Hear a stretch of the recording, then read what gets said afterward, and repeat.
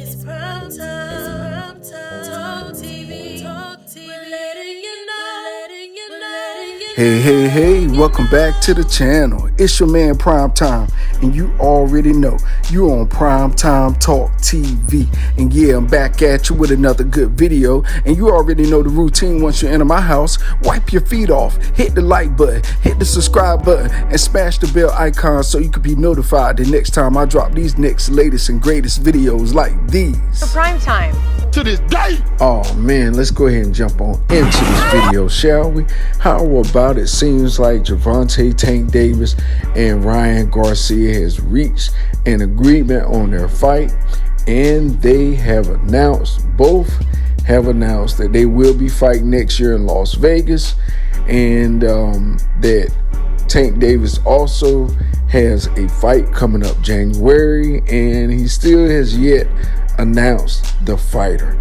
Now, a lot of people have been speculating, since it's not going to be Ryan Garcia in January, that most likely he will be fighting Abner Mares or either a Isaac Cruz. And Abner Mares, him and Gervonta Tank Davis supposed to have fought years ago, and due to injury of Abner Mares, he had to back out of that fight. And a lot of people are also even speculating that it could be a Rolly Romero, but I highly doubt that. I don't think people would pay to see that, but pay-wise, I think Isaac Cruz may be a fight that he could possibly do that would generate some money, because Isaac Cruz was really the only fighter to last with him to the 12th round like that, and also give him a competitive match. A lot of people felt like Cruz could have won, but then the truth surfaced that he had an injured hand and he fought one-handed. It kind of made people backpedal on it. So a lot of people are saying they don't want to see it. Some people are saying they do. It's a mystery to me who he's going to fight right before he fight a Ryan Garcia, because, you're wondering, it's risky. He could go out there and get injured. He could get clipped. He could get knocked out. Anything could happen when you're taking in-between fights. Just like Terrence Bud Crawford has this David Avanesian fight coming up December 10th. A lot of people are downplaying it, talking about it, dissing it, dismissing it, whatever you want to call it. But you got to realize anybody can get caught. Anybody can get clipped. Anybody can get hit and knocked out by accident. So it's a risk either way you look at it. Any way you put it or spin it, it's a risk for either fighter. So for Gervonta Tank Davis to take a fight in January, I know it's probably a warm-up fight, a tune-up fight, whatever you want to call it, filler fight before the real fight. It's still a risk. He still could get caught. He could be clipped. He could twist his ankle. Anything could happen in that ring. So, you can't downplay any fight. I think, people are so tenacious about getting things their way, wanting this particular fight. Of course, I want all the big fights too. I want to see the best fight the best right now. If I had it my way, they will all fight. But the promoters and the networks are looking at, okay, when that happens, what's next for this fighter? Who's next? So it's really a result of people trying to see further down the road than what the casual fans are.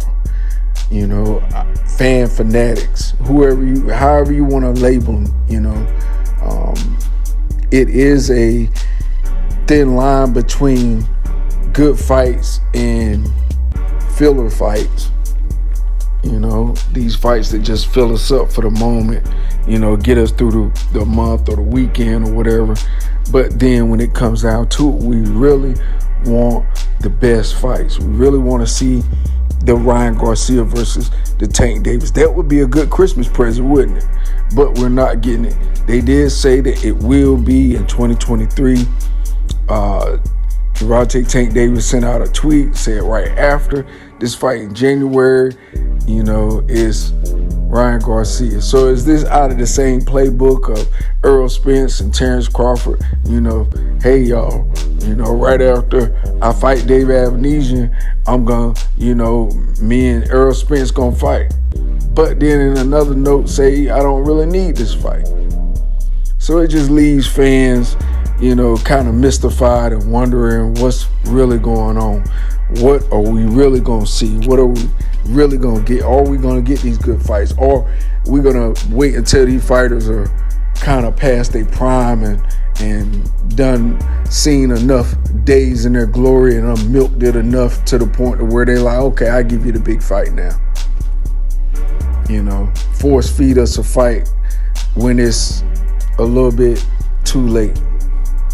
We're looking for fights to be made when we expect people to start talking and barking, when enough is going on about the media, about the fight, it gains interest, it gains momentum. And a lot of times you have to strike it right then. You have to go ahead and put that fight on right then while the iron is hot. And a lot of people take the risk of, letting a fight bubble and then letting the wave die down, so to speak. And then when it does, the interest goes.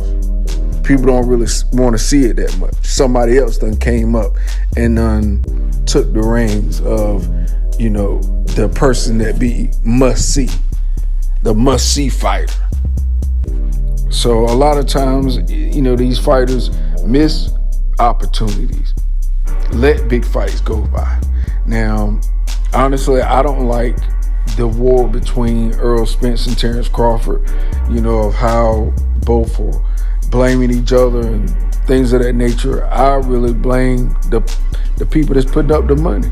Whoever's putting up the money for this fight, they should have the money to say, look, man, we're going to get this fight done, yada, yada, yada. But they want to do some we'll pay you on the back door stuff. And, when a fighter's not taking money up front, then, of course he want to see the books and how the money is being spent and things of that nature, because you don't want, at the end of the day, once the fight is over with, say, okay, how much money left? Oh, well, this is how much you got. Well, hold on. How much, with expenses? Oh, well, the expenses took from that. No, he want to see those things. And so should any other fighter. If you're going into business with somebody and you're saying, hey, I'm not going to take any guaranteed upfront money, I'm going to take the back door, back end money, then you got to show me how this money being spent and used. Now, Errol Spence saying in the contract, all that stuff was in there. So it's just a matter of time before the truth really prevails. All we got to do is sit back and wait.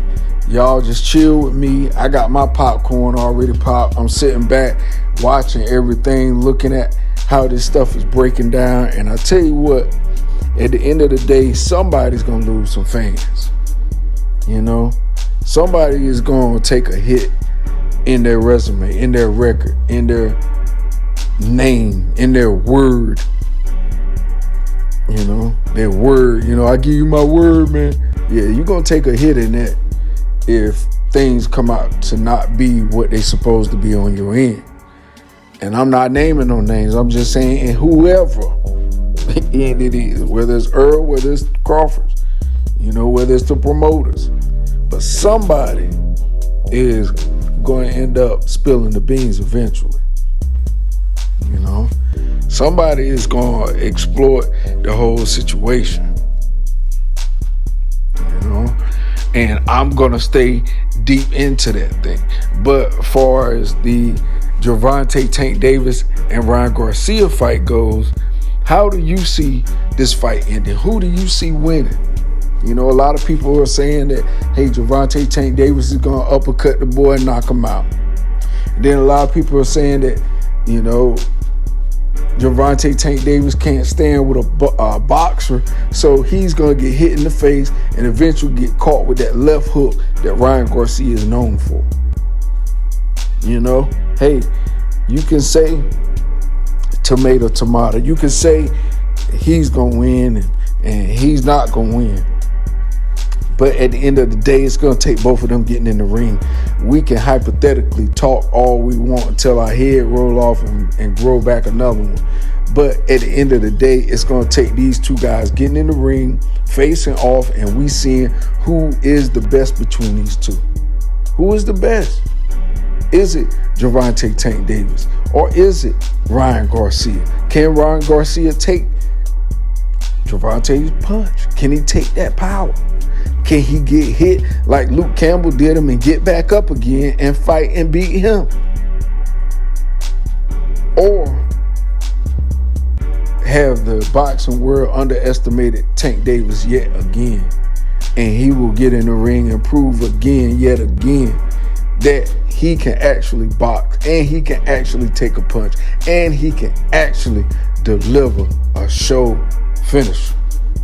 So with that being said, that's all I got for you in this video. You already know the routine. When you leave my house, hit the like button, hit the subscribe button, smash the bell icon so you can be notified the next time I drop these next latest and greatest videos here on Primetime Talk TV. And I'm on social media everywhere. Definitely go to the website, primetimetalktv.com, and cop you some merch. All right, y'all. Peace, love. I'm out. Till next time. It's prime time.